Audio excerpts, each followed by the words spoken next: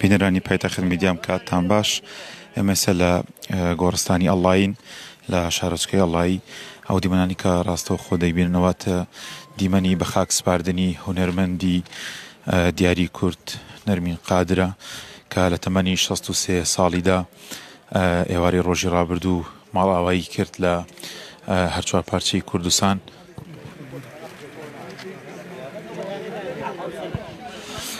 بەڵێ پێشتر ئێوارەی ڕۆژی ڕابردوو نەرمین قادر هونەرمەندی دیاری هەرێمی کوردستان و هونەرمەندی دیاری بەرنامە کۆچی دوایی کرد. بڕیاروا بوو کە لەسەر وەسێتی خۆی کە وەسێتی کردبوو لە حەوشەی ماڵەکەی خۆی لە ئەڵڵایی بنێژرێت،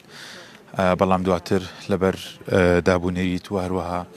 ڕێکاری ئاینی بڕیاریەوە دراکە لە گۆڕستان تەرمەکەی بە خاک بسپێردرێت.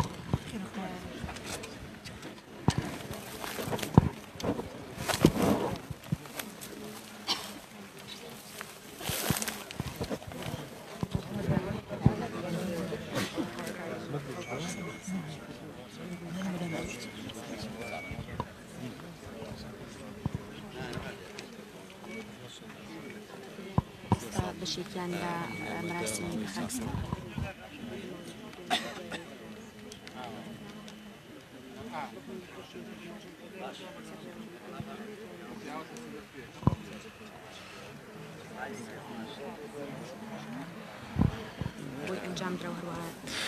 بەڵێ ئەو دیمەنی کە ڕاستەوە خۆ دەیبین ئەمە هەرێک لە کچ و کوڕی هونەرمەندی کۆچکرد و خاتون نەرمین قادرە کە لەسەر گۆڕەکە وەستاون و بۆ دوجار ماڵئاوایی لە دایکیان دەکەن. بێگومان نەرمین قادر تەمەنێک خزمەتی بە هونەر و کللتوری کوردی کرد کە دیارترینیان بەرنامە بوو کە ساڵانێکی زۆر خزمەتی بە هونەر و کللتور و دابوونەریتی کوردی کرد. لە ئێواری ڕۆژی ڕابردوودا بۆ دوجار نەرمین قادر لە تەمەنی 63 ساڵیدا چاوەکانی لێگنا و ئەمەی کە دەیبینن لە ئێستادا سەرقاڵی ناشتن یاخود شاردنەوەی تەرمی هونەرمەندی دیاری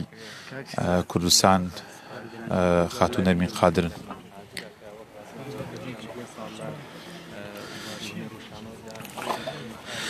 دەمەوێت سەرنجتان ڕاکێشم بۆ ڕابردوو کە خاتون نەرمینی قادری کۆچ کردو زۆر خولیایی خوێندنی هەبووە، بەڵام باوکی ڕێگری لێ کردووە کە بخوێنێت و بچێتە قوتابخانە تاوەی کە لە ژێر فشارێکی زۆردا تا دواتر تاوەکو شەشی سەرەتایی خوێندووە. دواتر 5 ساڵ لە ناوەندی کللتوری کورد لە بەشی شانە و لە بەشی هونەری خوێندوێتی بەبێ ئەوی کە باوکی ئاگادار بێت کە حەز و خولیایەکی زۆری هەبوو بۆ بواری هونەر، تا دواتر لە ساڵانی نەوەتەکان بەشداری لە بەرنامەدا کردووە و کارکتەرێکی سەرەکی بەرنامەکە بۆ و دوجار لە ڕۆژی ڕابردوو ئێواری ڕۆژی ڕابردوو لە تەمەنی 63 ساڵیدا چاوەکانی لێگنا و ئێستاش سەرجەم هونەرمەندان و کەسوکار و کچ و کوڕی ئەو هونەرمەندە دیارە بۆ کۆتاجار ماڵئاوایی لێ دەکەن.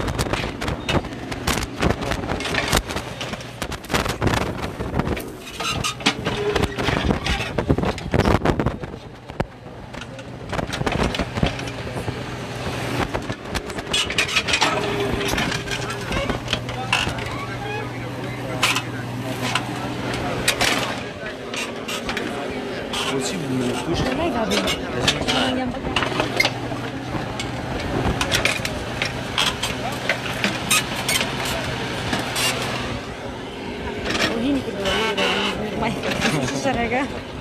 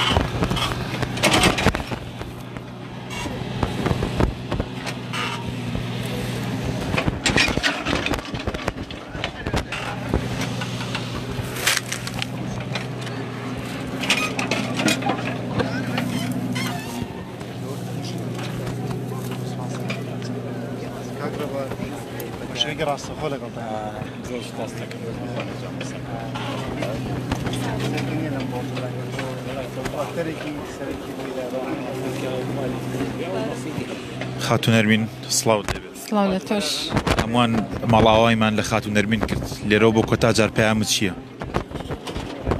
ڕۆحی شاد بە هیوادارم لەو دنیا ئاسوودە بێ وەکو لەم دنیا ئاسوودە نەبوو.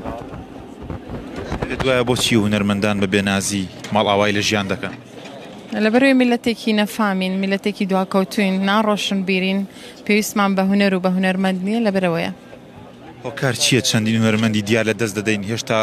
کۆمەڵگی کوردی لەوە تێناگات لە قەدری هونەرمەند تێناگات؟ دیسانەی گەڕمە بۆی کە ئێمە دەسەڵاتێک حکوومەتێکمان نییە، دەوڵەتێکمان نییە، ئاڵایەکمان نییە کە ڕێز لە هونەرمەندەکان بگرێت ئەوە تێبگا کە هونەرمەند ناسنامەی هەموو میلەتێکە. ڕۆشتنی خاتون نەرمین چ بۆ شایەک لە ناخی بەڕێستا دروست دەکات؟ بەداخەوە هاوڕێکی زۆر نزیکم، ژنێکی زۆر ئازا، پێشمەرگێکی بەجارێک هونەرمەندێکی گەورەمان لە دەست شوو بەداخەوە.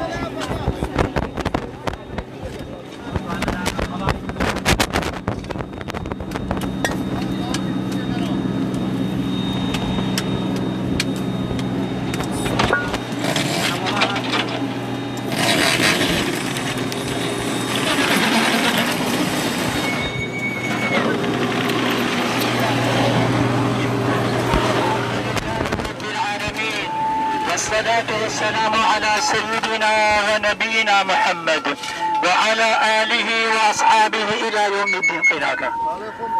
إنا لله وإنا إليه راجعون. ومن لا إخواهاتين ولا إخوة أقابين ولا إخوة هاتين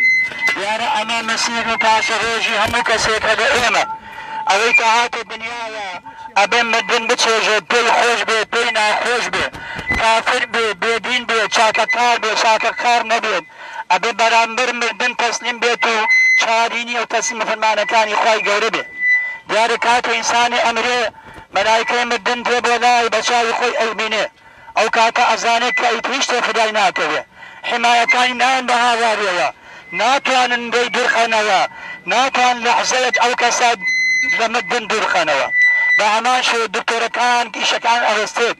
مارو سعود ساماني فدايناته بيخ وشحاب أو كسيا كاتب الدنيا درتي بكبوي جوانا بلا إخوي قورا قريتوا پیغمبر خوش اسم ساسا جنازه برای های فرمی إما مستريح أو مستراح أم جنازه مستريحة يعني لا حسيت لا ناقوش الدنيا رزقاري أبي يعني مستراح يعني خرج بي بزار بزار بني أم خبر زي إما كسي شي بريزو محمد هو كسي بوا للوي أو برنامانو كبشكشي خدشي كردوا توانيوتي أو لا نخراباني ناوكو مرقا چارەسەر بکات و چارەسەری بەدامنێ دیارە ئەم خوشکەمان لەگە ئەوانەی کە لەو کارانان خەریکن ئیشی کۆمیدی ئەکەن بە شێوەیەکی جوان عینی کەسێوان ئەوانەی کە کابرای بانخوازە لەڕێی بەرنامەکانی خۆ چارەسەری چێشانی خەڵک ئەمانە کەسانێکن لەڕێی بەرنامە جوانەکانیانەوە توانیوانە کێشەکانی کۆمە چارەسەر بکەن توانیوانە خەندە و خۆشی خەسەر بێ ئینسانەکان بۆ پێغەمبەری خوا فەرمێت اگر کسی خوش بخواد سر جیانی خلق او کسا لروج قیامتا لرد پیغمبر خواه حشر کرده ام برابر رزانه امانی که برنامهیان پیشکش کردوه لرد برنامهکان یا توانی وانا هم خوش بخواد سر جیانی خلق هم لانكاني خراب الانسان جاي سر بكن وامريكا خوارق رغبه حمد ان شاء الله امريكا خوارق رغبه زيد ان شاء الله بنالك سكاري ام خش خبر زمانه خرج الله يلا بخدمت من برابر زانا اتين خاباداشان باتوا بتابتي كذا شيء بعدون همو اوانيك بس يعني ولما عندنا لشيء خير خاباداشان باتوا لخاي جور اطارين يا رب خواد ابناء ثاني خوشبي يا رب خواد غيا برحم بي يا رب خواد غيا شانو شان اشراح شديد امين برحمتك يا ارحم الراحمين الفاتحه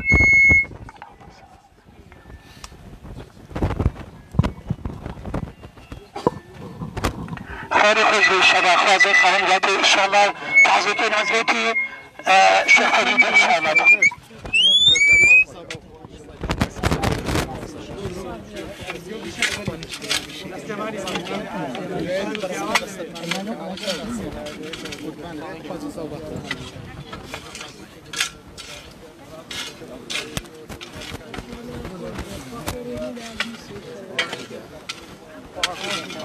هم يباتوا ان شاء الله. ايش صار؟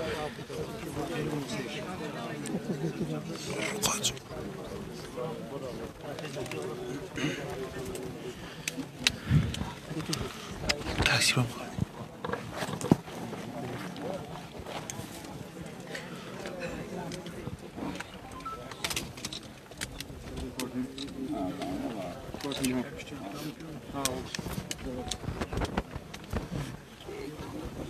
كمبر كاميرا كمبر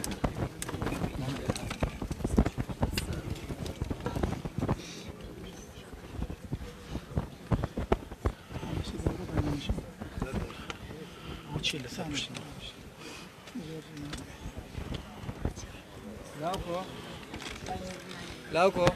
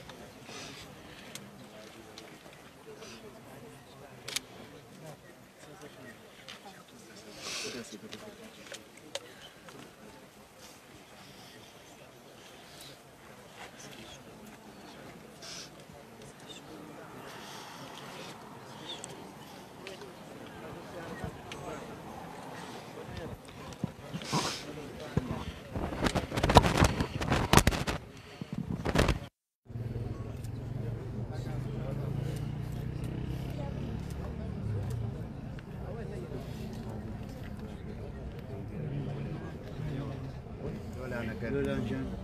أصل كبرين ولا بري خلق بالك